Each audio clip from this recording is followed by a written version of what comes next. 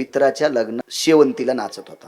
मला धोतरावर असल्यामुळं काही जाता नाही आलं. ते एक जणाला सांगितलं, ते अमक्या अमक्या कपड्यावाले, त्याला असं धक्का लावून माझ्याकडे बघायला. मी बैठकीत बोलून घेतलं. मी म्हणलं, अरे तू नाचतो कशाला रे? मित्र आहे ना म्हणलं आपला. महाराज आपण एका वर्गात शिकलो. पण म्हणलं तू नायब तहसीलदार आहेस, लग्नात नाचण्यासाठी नाही. तुला फार काय झालं याच्या लग्नाविषयी कौतुक, एखादी भेट अख्ख्या पगारीची देऊन टाक, पहिली पगार त्याला देऊन टाक, त्याच्या संसारात उपयोगाची वस्तू देऊन टाक. तू नाचणं बरोबर नाही. ते म्हणलं आनंद व्यक्त करायचा. 7-8 महिन्याला ह्या नवरदेवानी त्याच्या बायकोची सोडचिठ्ठी झाली. अपमान कोणाचा झाला? तहसीलदाराचा का त्याचा?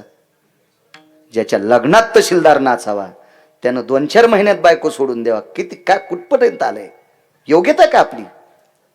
लायकी आहे का त्याच्या लग्नात आपण नाचण्याची? नाही. नाचायचं असेल तर या लग्नात नाचा.